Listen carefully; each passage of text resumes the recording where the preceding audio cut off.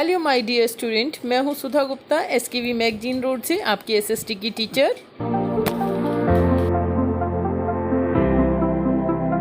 आज हम worksheet 81 solve करने वाले हैं और ये आपकी सोशल स्टडीज़ की वर्कशीट है जो आपको 6 फरवरी 2021 को दी जाएगी।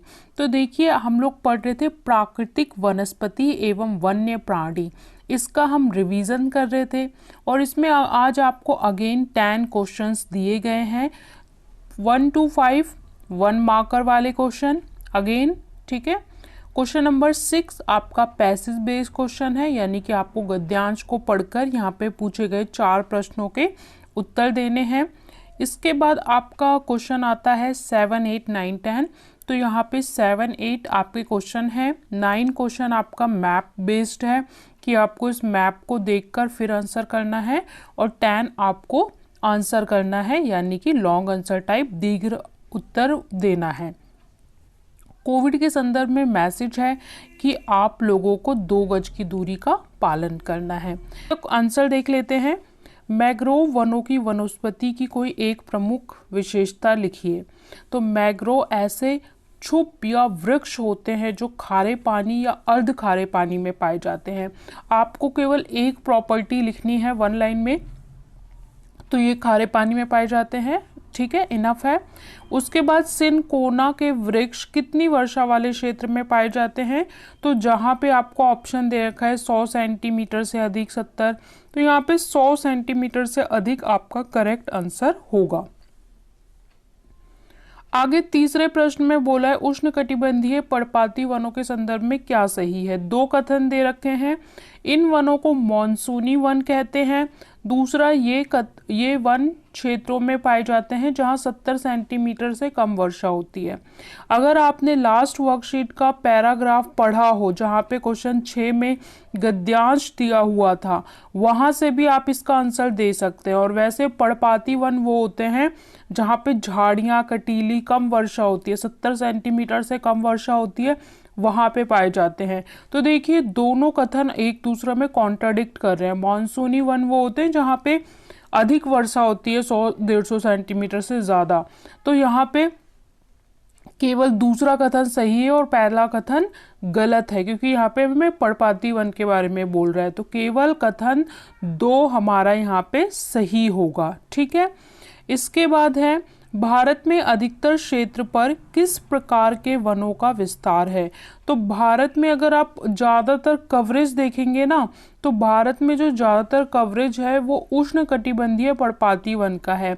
कटीले वन जो है वो हमारे कुछ इस क्षेत्र में पाए जाते हैं। ठीक है, यानी पश्चिम में गुजरात हो गया आपका, इसके अलावा राजस्थान।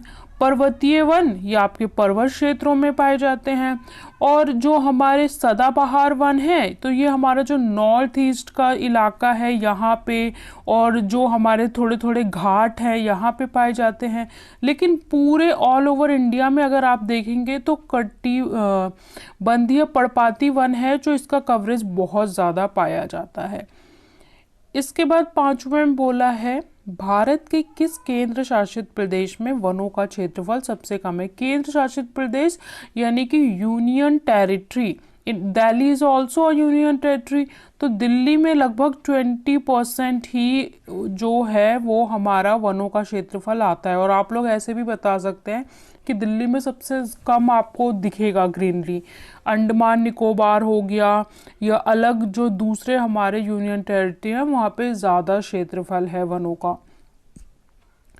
नेक्स्ट में आपका क्वेश्चन नंबर 6 है। क्वेश्चन नंबर 6 आपका पैसेज है। पैसेज के आधार पे आपको बोला है भारत के ये क्वेश्चन 6 के पार्ट्स हैं।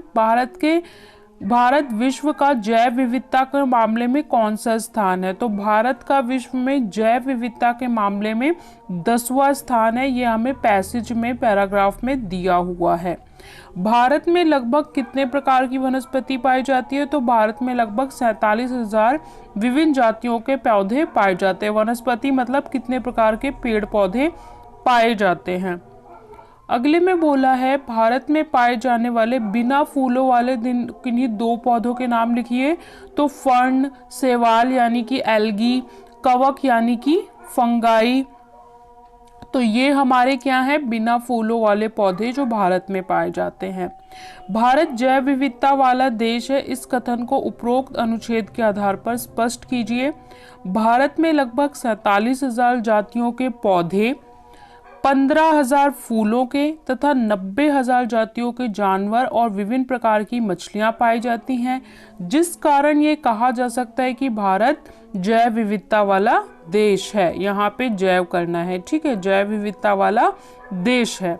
तो ये आपके हो गए सारे पैसेज आधारित प्रश्न। इसके बाद बोला है भारत में पाई जाने वाली वनस्पति तथा वन्य प्राणियों में विविधता किन कारणों से है। पूछ रहा है कि भारत में इतनी ज़्यादा वेरिएशन पाई जाती है, तो ये वेरिएशन आखिर क्यों पाई जाती है, क्यों ये विविधता पाई जाती है जीवों में और प्राणियों में। तो भारत में पाई जाने वाली वनस्पति तथा वन्य प्राणियों में विविधता निम्नलिखित कारण है। नंबर 1, भूमि। भूमि का वनस्पति पर प्रत्यक्ष एवं अप्रत्यक्ष प्रभाव पड़ता है। देखिए भूमि क्या है, अगर आपकी पहाड़ होगी, मैंने पहले भी बताया है, तो वहाँ पे जीव और पौधे अलग किस्म के उगेंगे। अगर आपका थोड़ा पठार वाला एरिया है तो अलग, और अगर आपका बिल्कुल धरातल है, मैदानी क्षेत्र है, तो वहाँ की वनस्पति और जीव अलग होंगे, क्योंकि जैसी आपका वातावरण होता है वैसे ही तो जीव और पौधे उगेंगे उसके अनुसार। ऊबड़ खाबड़ तथा असमान भूभाग पर जंगल व घास के मैदान मिलते हैं, जो कि वन्य प्राणियों के आश्रय स्थल हैं। मिट्टी कैसी होती है, हमने देखा था कि भारत में 5 या 6 प्रकार की पूरी मिट्टी पाई जाती है। काली मिट्टी, लैटराइट मृदा, जलोढ़ मृदा। तो विभिन्न स्थलों के विभिन्न प्रकार की मिट्टियाँ विविध प्रकार की वनस्पति का आधार हैं। नदियों के डेल्टाई क्षेत्रों में मैंग्रोव वन, ऊंचे पर्वत के ढलानों पर शंकुधारी वन पाए जाते हैं। तो मिट्टी एक तो हो गया जो प्रभाव करती है। इसके अलावा तापमान और सूर्य का प्रकाश। सूर्य का प्रकाश तो आपको पता है पौधों में फोटोसिंथेसिस यानी संश्लेषण के लिए, प्रकाश संश्लेषण के लिए उपयोगी है। और तापमान प्रत्येक पौधों के अंकुरण, वृद्धि एवं प्रजनन के लिए अनुकूलन तापमान की आवश्यकता होती है। एक पर्टिकुलर तापमान चाहिए जिस पे बीज अंकुरित होगा, बड़ा होगा। उष्णकटिबंधीय उच्च तापमान और आर्द्रता के कारण विभिन्न प्रकार के पेड़ पौधे उगते हैं। ऊंचे पर्वतों पर तापमान कम होने के कारण वनस्पति का वर्धन काल छोटा होता है। जैसे जैसे हम ऊंचाई पे जाते हैं ना, वैसे वैसे क्या होता है कि प्रकाश और तापमान कम मिलता है, वैसे वैसे वनस्पति भी घटती जाती है। सूर्य का प्रकाश अधिक समय तक मिलने के कारण वृक्ष गर्मी की ऋतु में जल्दी बढ़ते हैं। जैसे हिमालय पर्वतीय क्षेत्रों के दक्षिणी ढलानों पर अधिक सूर्य ताप मिलने के कारण उत्तरी ढलानों की अपेक्षा अधिक सघन वनस्पति पाई जाती है। तो ये आपका पूरे 4 कारण हो गए। इसके अलावा और भी कई कारण होते हैं, पर आपको लिमिटेड आंसर लिखना है, इसलिए मैंने इतना ही लिखवाया है। इसके बाद 8वें में बोला है भारत के पश्चिमी घाट की पश्चिमी ढलानों पर पूर्वी ढलानों की अपेक्षा अधिक सघन वनस्पति क्यों है। देखिए जो कह रहे हैं हमारी यहाँ पे पश्चिमी घाट में बोल रहे हैं पूर्वी ढलानों की अपेक्षा पश्चिमी ढलानों पर हमारा ये पूरा आ जाता है, आपका महाराष्ट्र और यहाँ के कुछ स्टेट्स आ जाते हैं। सघन वनस्पति क्यों पाई जाती है, तो देखिए पश्चिमी घाट की पश्चिमी ढलान मॉनसूनी पवनों के सामने होने के कारण 250 से 400 सेंटीमीटर वर्षा प्राप्त करती है। एक तो मुख्य कारण ये है कि यहाँ वर्षा अधिक होती है। वर्षा जितनी ज़्यादा होगी उतनी ज़्यादा वनस्पति पाई जाएगी, तो वर्षा ज़्यादा होती है। पश्चिमी घाट की पूर्वी ढलान वृष्टि छाया क्षेत्र होने के कारण बहुत कम वर्षा प्राप्त करता है। पूर्वी क्षेत्र में वर्षा कम होती है। इसी कारण पश्चिमी घाट की पश्चिमी ढलानों पर पूर्वी ढलानों की अपेक्षा अधिक वनस्पति सघन पाई जाती है। तो इसका मुख्य कारण वर्षा है। उसके बाद निम्न मानचित्र को देखकर पता लगाइए कि कुछ राज्यों में वनों का विस्तार अधिक क्यों है।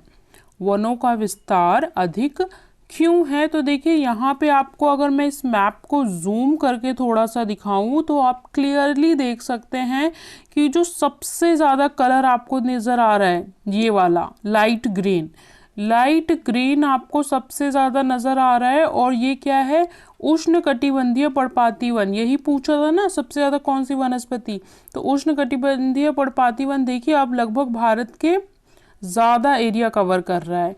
अगर आप सदाबहार वन को देखेंगे तो देखिए सिर्फ डार्क ग्रीन इतना, ये क्या है, ये हैं आपके सदाबहार, एवरग्रीन। ठीक है, इसके अलावा यहाँ पे आपको दिखाया हुआ है, और जो ये दिखाया हुआ है ये आपको झाड़ियाँ कटीले वन का दिखा रखा है, और पर्वतीय वन का ऊपर दिखा रखा है। तो ये आपको प्रश्न दे रखा है, निम्न मानचित्र को देखकर पता लगाइए कुछ राज्यों में वनों का विस्तार अधिक क्यों है, कि कुछ राज्यों में वन ज़्यादा क्यों है, इस मानचित्र के आधार पर बताइए। तो अब आप इसका उत्तर देंगे। उच्चावत तथा वर्षा का सीधा संबंध है। पर्वतीय क्षेत्रों तथा पूर्वोत्तर में अधिक वर्षा होती है, अतः इन क्षेत्रों में सदाबहार तथा घने वन मिलते हैं जहाँ पे ज़्यादा वर्षा होगी। जिन भागों में पठारी तथा मैदानी उच्चावच है वहाँ वर्षा सामान्य होती है, और पर्णपाती वनों का विस्तार होता है जो अधिकतर भारत में आपको देखने को मिलता है। मरुस्थलीय उच्चावच में वर्षा कैसी होती है, कम होती है, अतः यहाँ कटीले वन तथा झाड़ियों का विस्तार है। और दलदली में खारे पानी और मीठे पानी का मिश्रण क्षेत्र है, इसलिए यहाँ सुंदरी वृक्ष उगते हैं। तो ये आपको मैप के आधार पर जो समझ में आ रहा है वो आप उत्तर लिखेंगे। 10वें प्रश्न में बोला है भारत में बहुत संख्या में जीव पादप प्रजातियां संकटग्रस्त हैं। मतलब कि आपने देखा होगा बहुत सारी प्रजातियां हैं जो विलुप्त हो गई हैं, जो पहले पाई जाती थी अब नहीं पाई जाती, और बहुत सारी संकटग्रस्त हैं, यानी जैव जो हमारे वन विभाग के लोग हैं वो कहते हैं कि ये नष्ट हो जाएंगी। तो उदाहरण सहित बताइए। तो भारत में बड़ी संख्या में जीव एवं पादप प्रजातियां संकटग्रस्त हैं। लगभग 1300 पादप प्रजातियां भारत में संकट में हैं, जबकि 20 पादप प्रजातियां विलुप्त हो चुके हैं। विलुप्त मतलब जो समाप्त हो चुकी हैं, अब नहीं मिलती।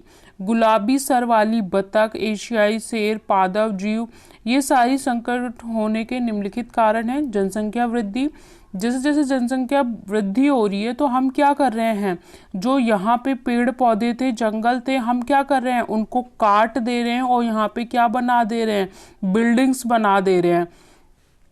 जनसंख्या बढ़ती जा रही है, हम जगह जगह पे बिल्डिंग बनाए जा रहे हैं। अब क्या होगा, जो जंगल में जीव प्रजाति रहते थे वो उनकी जाति विलुप्त होती जा रही है। कृषि विस्तार, जंगलों को काट काट के खेत बनाए जा रहे हैं। उद्योगों का विकास, कारखाने, टेक्सटाइल इंडस्ट्री, सब कुछ घुसाए जा रहे हैं।